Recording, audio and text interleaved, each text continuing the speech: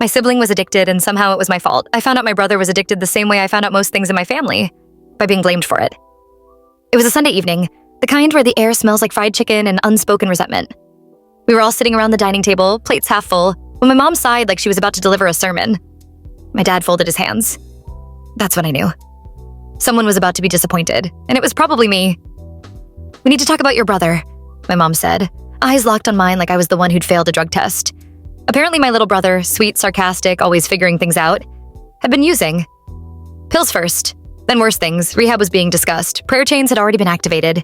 And somehow, by the time dessert came out, I was the villain in the story. "If you'd been around more," my aunt said later on the phone, her voice dripping with concern and accusation. "He looked up to you." That was the first version of it.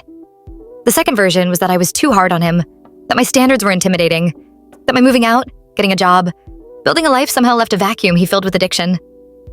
I became both the absent sibling and the oppressive one. A real multitasker, apparently. No one asked him why he started. No one asked what he was running from. They asked me why I didn't stop it.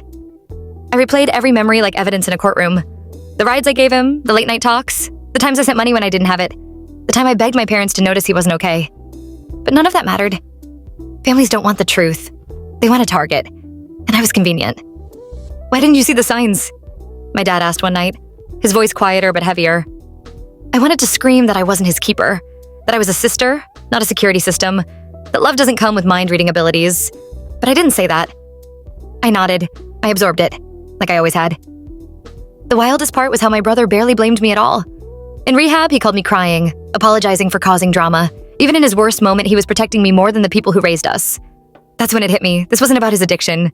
It was about control. It was about guilt. It was easier to say, if you'd done better, this wouldn't have happened, than to admit they missed it, that they failed him, that sometimes people make choices no one can prevent. I loved my brother. Still do. I support his recovery. I show up when I can. But I stopped carrying the blame like a family heirloom, because addiction is a disease, not a family group project. And healing doesn't start with pointing fingers. It starts with telling the truth, even when it makes everyone uncomfortable.